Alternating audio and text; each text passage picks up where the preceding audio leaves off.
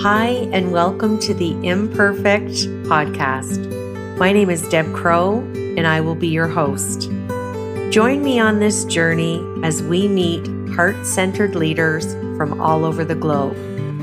Lots of interesting questions, interesting conversation, and find out what makes a leader. How do they handle uncertainty and complexity? How do they lead in a time that is volatile? Join us. Welcome back to Imperfect, the Heart-Centered Leadership podcast. As a heart-centered leader, I pride myself on always aligning and following other heart-centered leaders. And I have to tell you, I'm pretty excited about our guest today. Let me tell you a little bit about Bill Wooditch. I've been watching him for about 6 months on LinkedIn and finally got up the courage, sent him a message, connected, asked him to be on my podcast. And the reason that I wanted him on my podcast is this is a leader who he practices what he preaches. He quotes, to receive value, you first have to give value. If that's not a heart-centered leadership trait, I don't know what is. We're going to talk to Bill about his 2 books that he's written, Always Forward and Fail More.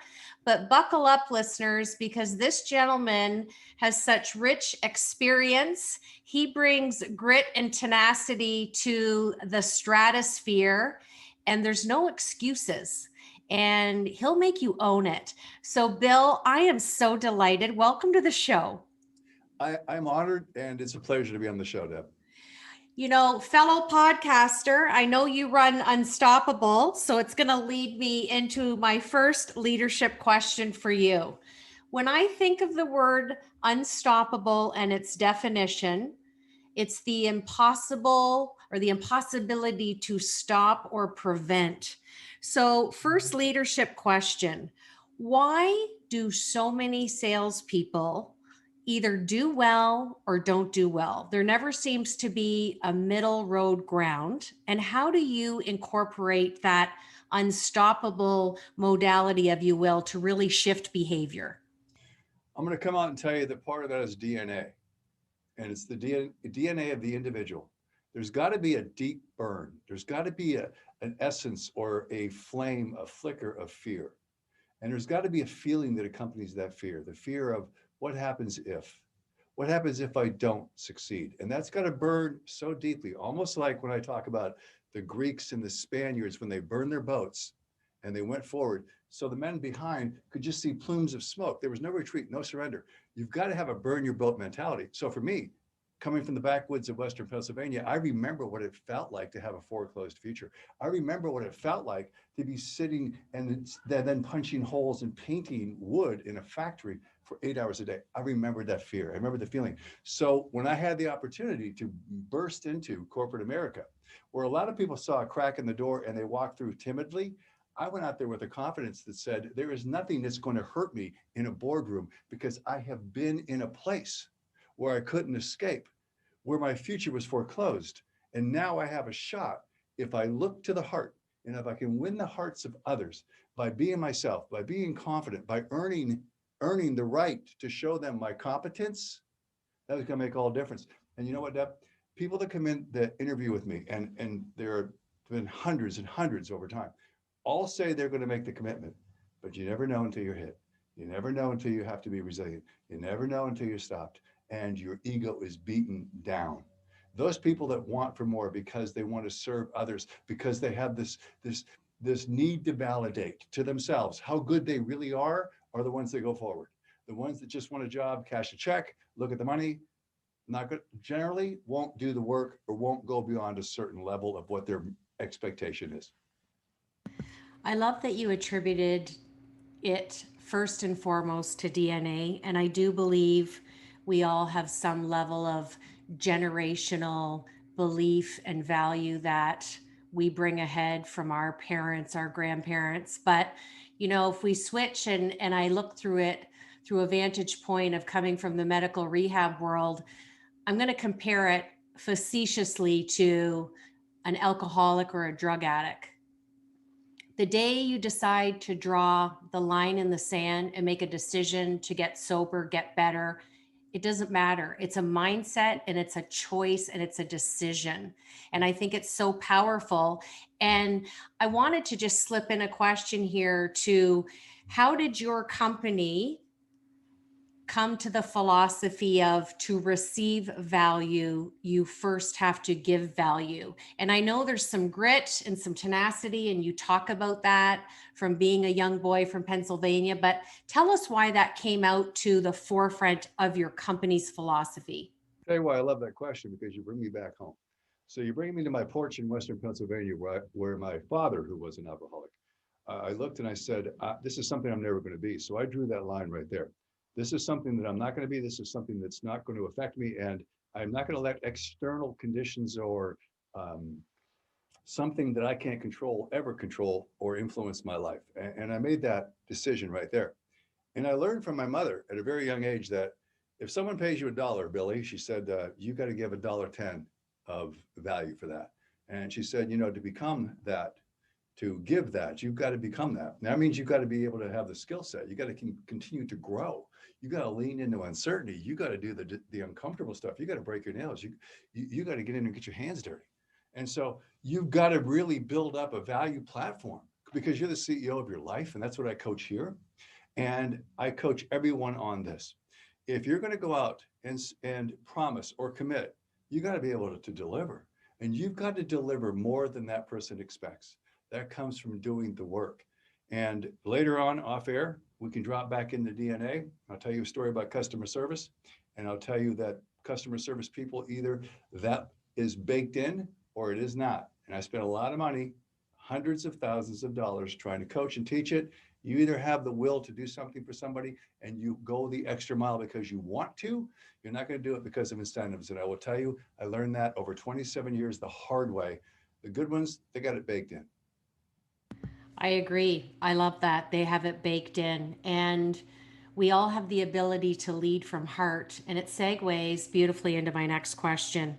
I like to ask all my guests this: what imperfections does Bill bring to his heart-centered leadership? Well, Bill brings Bill. It's the first imperfection. And I would tell you this, that I coach this. It's a story that goes around here. It's been about, it was a while ago. And a sales rep came to me, and he came from another place, and he said, he was very uptight on his first call with me. And he said, what mistakes are we going to make today? And I said, what are you asking me that for? He said, well, at my other place, they used to always say, you can't make mistakes. You just can't do this. And I said, we're going to make them all. It's not going to matter. And so I bring a warts and all. I think you need to tell, and this has been one of my greatest, I think, I didn't mean it to be a tool or a way. This is one of the greatest paths forward that I did. I told people what I wasn't up front. I'm not the biggest at this. We probably don't do this thing over here very well. Probably don't do that very well. And the prospect would say, wait, this is where you're supposed to tell me how great you are. Now, what's happened, Deb, is they stopped hearing the noise that they hear from everybody else, and they started listening to me. So I will tell them what I'm not, because you can find it easily. Why not just tell them what you're not, so they can start listening to what it is that you're going to do for them? And that really changed that dynamic. So for me, if I can't do something, I'll come up front. Whether it's a speaking engagement, I'll ask them, what are you looking for in a speaker? If I can't hit the mark, I'm not going to do it. So to try to be perfect is the enemy of good in life. All we can ever be is good. Well, I love that. I think the best New Year's resolution, which I don't believe in, but if people had one, it'd be weight loss, and it'd be the loss of weight of other people's opinions. I love that. It's kind of like when you're coaching. I'm not the most expensive and I'm not the cheapest, but it's where you put yourself on the self-audit value meter. That is amazing. Well, what you just said, I had a thought coming into work today that I want to do a talk about barnacles. Barnacles are because I'm looking at the ocean today, I can see the boats. Barnacles are those things that slow down a boat. They're on the bottom, you got to have somebody scrape them off. Barnacles are other people's opinion that distort and distract you from your goal. And all they do is slow you down. You don't need them on that boat. You don't need them on that boat of opportunity. Get off the dock, get rid of the barnacles, go forward. uh, it'll distract you from your destiny. I love metaphors, and I am a boater, so I'm just going to put a period there, Bill. Love the analogy. Now you've become a well-versed, well-known best-selling author. You have authored 2 books, Always Forward, which has been called a game plan for life by NBC's Tracy Forner. And you've also authored 2 years ago, Fail More, which I just love the name. Tell us where you got the passion and the resilience to write these books, and kind of what was your hope when you put that message out in the world of Always Forward and Fail More? I'm going to go back to my beginnings. My mother was very compassionate. She was a nurse, so by definition of her trade, she was very compassionate. But by her DNA, she would do anything for anybody at any hour. So there was a certain passion to help people. And I don't want to sound arrogant, because I think that if you provide the environment and you can fuel the flame of inspiration, people help themselves. You don't help them. They have to do their own push-ups in life. But I had this passion to see people achieve, because I thought, if I can do it, other people can do this. They just have to be willing to be resilient. They have to be willing to do the work. They have to be willing to be rejected and be vulnerable and stick their heart out there. So many people cloak their heart and they cover it, and they cover it in ego. And the ego sounds like they're invincible. And people see through that aura of invincibility. No one believes that I'm Superman. No one believes that someone's Wonder Woman. At the end of the day, you're a person. You put on your suit, you dress the same way, or whatever you're going to wear for work, however you're going to engage in this life. I always looked at it this way, Deb. We're all equal. And I treat everybody as a person, get to know them, stop the assumptions. I don't want to be prejudiced on anything I see to say that looks like someone that would probably be nasty. Don't do that. I want to try to get to know them, and then I make decisions from there. Well, I want to add on to that, because I also pride myself. It doesn't matter, and I don't know the cliche, but I know you've probably seen it and heard it. When I used to be a medical case manager, I had a janitor on my caseload, and then I also had the CEO of a company. And for me, it didn't matter what their social economic or psychosocial level was. I walked in as the same leader and treated them exactly the same. And I think that is such a heart-centered leadership trait, that we don't get swayed by people's stature. And I always talk about it on the podcast, that you don't need to have lots of initials after your name or an extensive amount of schooling. I've had a lot of amazing academic leaders on the podcast, but I've also had a lot of people who have learned the secret sauce through life and experience, which, right now in unprecedented time, there's many older people being taken out of retirement because we have such a shortage in so many vocations. So I love that you lean on that as one of your principles. And it leads me nicely into my last leadership question. I would love for you to share Bill's secret sauce and give us 3 leadership principles that not only you discovered, but you decided to implement and execute them, and they've contributed to who you are today. Number one, I think you have to be principled, but you also have to be pragmatic. You can't stand so much on principle when it doesn't matter, when it doesn't have anything to do with ethics, just because it's the way we've always done things. And you have to be pragmatic and look and say, does this make sense? Sometimes you got to break your model. You know what? The biggest thing I learned as well is that a leader is known more for what they tolerate than what they ever accomplish. Your people are watching you. That's going to determine your culture. It's not what your culture, not your mission statement. It's not what you think it is. It's what your people think it is. And I also learned this: it's okay to be wrong. It's okay to ask for time to think about something. You don't always have to try to be right. You don't always have to try to be right now. And if you're wrong, you own it, you admit it, you're accountable, and the people feed off of your consistency and your performance, your behavior. That's a baseline of what we call culture. Well, I love that. And culture is the whole premise and foundation is based on the behavior of the leader and whoever's sitting at the helm and pointing that shared vision to the North Star. That's North Star. beautiful. There you That's go. Dale, I'm gonna jump in and say something on this. I'm gonna get you on my podcast. I think you bring tremendous value. I think the questions you ask really go to the heart of leadership. And I gotta say something that I just was off a mentoring call that I had with a university student last night. Talked about the same thing you just mentioned about don't assign the value of a person to the degree, to their bank account, to the cars, to the external trappings. Don't do that. You have you have a responsibility to the self. Being the sovereign of the self, you have a responsibility to own your self-respect. You're the only one that can give that away. Never give that away.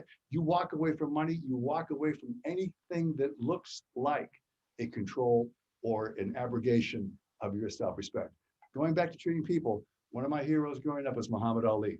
And he used to always say, I look at people and understand them by the way they treat the waiter, or they treat those people like the janitor, or those people that can't do anything for them. That is the nature and essence of the person. And that's something I learned, something I've always done. And I don't care what you drive, what you own, who you think you are. You're gonna have to own my respect.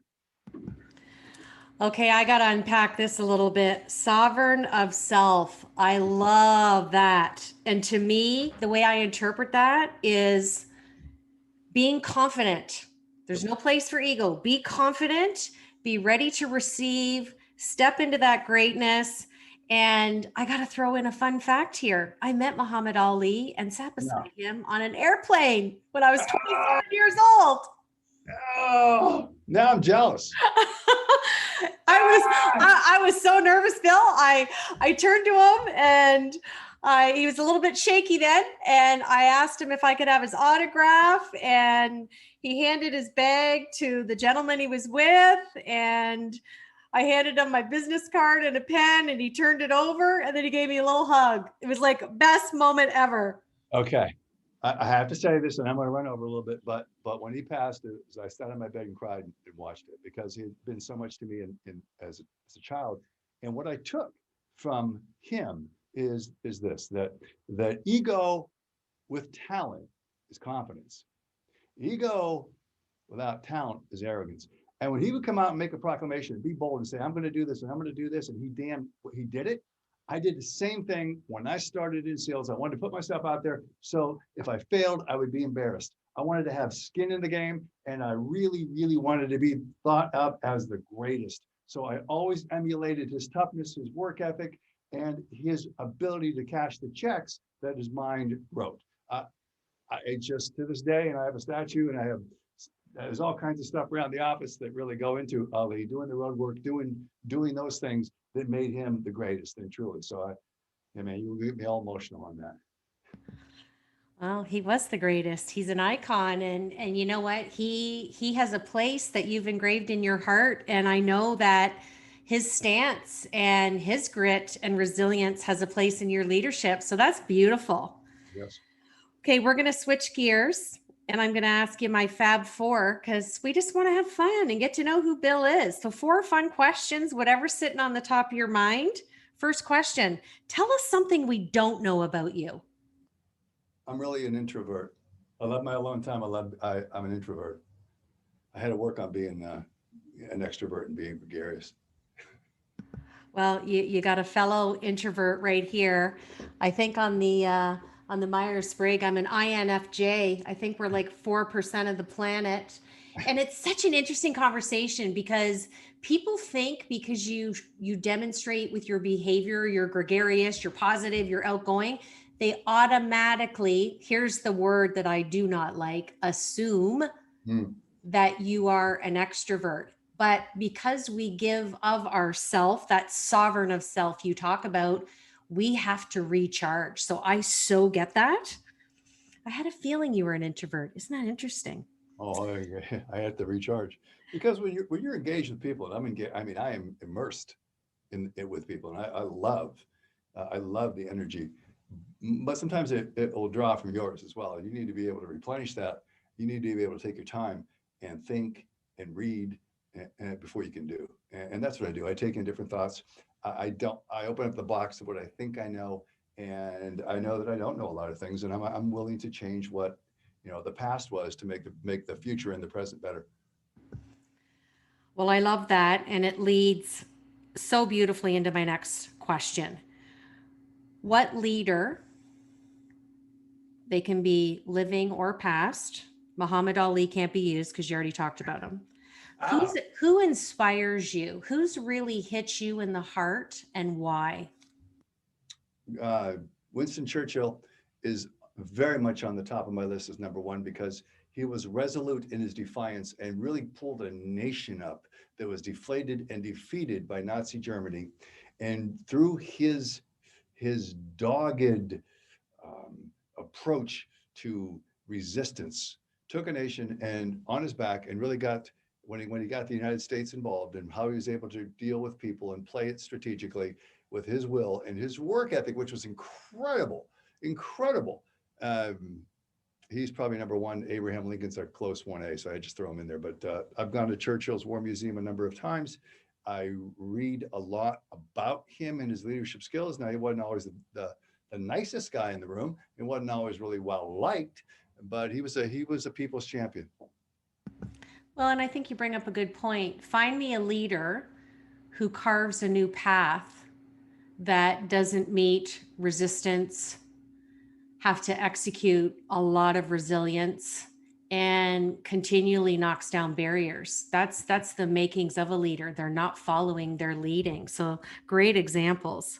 Now, this is going to be a fun question for you because I watch you every day. I jump into LinkedIn and I get my daily dose of Bill's positivity, which I love because we all need to be aligned with people. So you're mentoring and coaching me every day, even if you didn't know it. You know it now. Tell me a word that you might have for this year or a mantra, or what gets you up in the morning to just be the best version of you that you do over and over and over. Reimagine is the word. I like to reinvent, reimagine, and reinvest.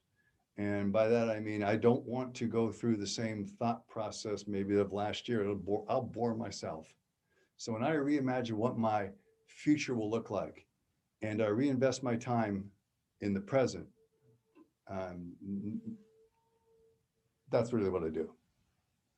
Okay, can I add one more word? Go for it. I'm a big proponent of self care, and you talked about all the activities that you need to recharge, which I so relate to you on. So reimagine, reinvent, and recharge. Yeah, yeah. And I can't remember how long ago it was, but a client of mine pulled me aside, said a racetrack, Del Mar, California, said, You are always there for your client. You are always there for your client. When do you take time for your best client? Me being at the time I was kind of flippant, and I said, Well, that's you. I'm spending time with you right now at Del Mar. They said, No, your best client's you. You need to take time for you. And it really hit me. And I learned because I always want to be there for people. I'll do anything. I do a lot of stuff gratis, a lot of stuff pro bono. I don't care. As long as I think I'm making a difference or believe I can make a difference for one person, I can reach one heart, influence a mind, I'm going to do it. But you got to take time, get selfish, and learn the word no. So that might be a good word for the next year is no, to push away from a lot of stuff that you don't need to do because it's taking away from things that you really have to do. Well, no to me is the gateway to boundary management, which is again that sovereign of self, honoring self. I love your best client is you. Mhm. Super powerful. Last question for you, Bill. What's an item on your bucket list? We're done COVID. What's the first thing you want to do? You stumped me. I've checked a lot of those things off. Uh, you know what? I enjoy going to Australia. So when they open up stuff, actually, no, I'll tell you what. I'll go to London first. Love that city. Love the energy. That's not a bucket list, but I want to go back there. So it seems like it is. And then I'd like to go back to Australia. I've been there about 13 times. I love it. It gives me time to pull away, different time zones. No one can reach me. I have time to think. I have time to just be. Blood pressure goes down. It's perfect. So it's not really a bucket list. It's maybe but it seems like it is now because it's been so long ago since I've done it. Well, I love that. And something else we have in common, love Australia. Mm, When I first started my business way back in 1990, I worked for the Australian Department of Defense and got to go there. And it was on my way home that I met Muhammad Ali. So what a Yeah. serendipitous moment. We're just closing the circle here. I stay in Sydney at the Hyatt Rocks, and I stayed at like 6 or 7 places there. I love it. Yeah, there is serendipity here. You brought up a lot of things that I've been thinking about as recent as today with barnacles on your boat and other people and the distractions of what you dive into. People on social media today are so consumed by the election and what's happening and the bipolar nature of things. And they're not focused on their work, or they're not focused on themselves, and they're taking and importing all these ideas. You can only you export what you import. So you got to be really careful about keeping your mind as clean as you possibly can, knowing that there's so much garbage out there today floating around. Oh, I fully agree. And this has exceeded my expectations. I knew it was going to be fun. And now I look forward to continued conversations with you. And I know you're a busy guy. I know you're on one coast one week and the opposite end of the country the next. So thank you for your time and your willingness to share your expertise. And look forward to just watching you continue with your heart-centered leadership. Well, I got a takeaway for you. Make today's hurdle to greatness tomorrow's bar of expectation. It's in my book. It's what I do. You got to raise the bar every day. To do that, you got to have a different way of thinking. You got to be open to the possibility of what if, and you got to think and you got to do. The marriage of that thought process with action is the difference in those who make it. Those who don't, be resilient. You were wonderful. Can't wait to have you on my show. You're a wealth of information. Just be fun to talk to you, kick around some ideas. We'd probably come up with something to be pretty interesting. Absolutely. And I was going to end with a leadership quote, but I thought I got to give you one from Muhammad. I gotta close this off and do it well. So one of my favorite quotes from Muhammad Ali was, "Service to others is the rent you pay for room here on earth." Wow. So I want to thank you, Bill. I want to thank everybody for joining me again on Imperfect. If you like our show, sharing is caring. We'd love to have you give us a rating and a review. And make sure you check out the episode description below so you can get in touch and connect with Bill on social media. And this is Deb Crow. Thank you once again for joining me on Imperfect, the Heart Centered Leadership Podcast.